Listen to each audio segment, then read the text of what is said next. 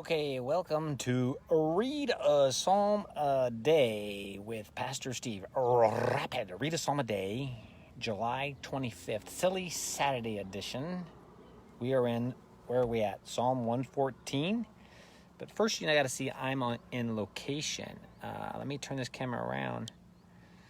And you can see that we are at Booker Produce in Eltopia. Booker Produce in Eltopia. And there's Pam shopping because two of our young people are running the produce. Carly Hall and Grace Miner doing a good job running the produce stand. So right here on the edge of Highway 395, if you want to come down and get yourself some produce, locally grown produce, come to Booker Produce, today's sponsor of Rapid Read a Psalm a Day with Pastor Steve. That's funny. All right, let's switch it back. All right, so I'm back here doing my daily rapid, and let me read to you Psalm 114. I'll read it with my wife's phone. It's called Tremble at the Presence of the Lord. Respect and honor for God and his majesty and power is kind of the idea. When Israel went out from Egypt, the house of Jacob, from a people of strange language, talking about when God delivered them and sent them out of Egypt. Judah became his sanctuary, Israel his dominion, right? His chosen people. The sea looked and fled, remember? The parting of the Red Sea. Jordan turned back, the mountains skipped like rams, the hills like lambs. What ails you, O sea, that you flee? Well, because God said to flee. O Jordan, that you turn back. O mountains, that you skip like lambs. O hills like lambs. Now verse 7. Tremble, O earth, at the presence of the Lord, at the presence of the God of Jacob. Verse 8. Who turns the rock into a pool of water, the flint into a spring of water. That's it, Psalm 114. And may God bless the reading of his word. So you remember that not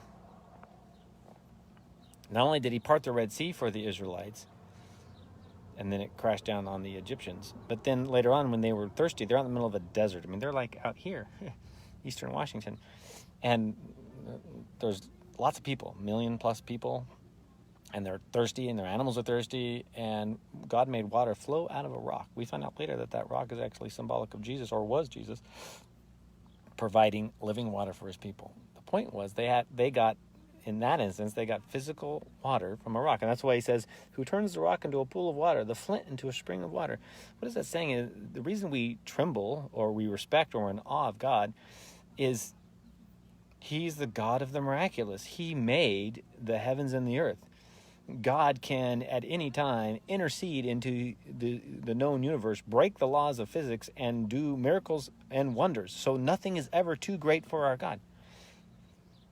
We live in time and space, and we have human limitations, and we have physical bodies that are dying, and we have human wisdom that sometimes is good or bad. But what we can never forget is that great and mighty is the God we serve. He's the maker of heavens and earth. We tremble at his name because he's awesome and he's wonderful. And the good thing is he's on your side. This God is on your side. He can part a sea or an ocean. He can cause the mountains to fall. He can flood the whole earth. He can make water come out of a rock. There's nothing, whatever you're going through, there's nothing too great for God. And the greatest thing he's ever going to do is what he did with Jesus on the cross. He took your sin, he gave you his righteousness, and he's going to usher you into his eternal kingdom to enjoy him forevermore. That is the God we serve. That is the God we praise. Remember how awesome and majestic is our Lord. Thank you for joining me on Silly Saturday edition of a Rapid Read a Psalm a Day on location in Eltopia at Booker Produce. Blessings. See you tomorrow for church.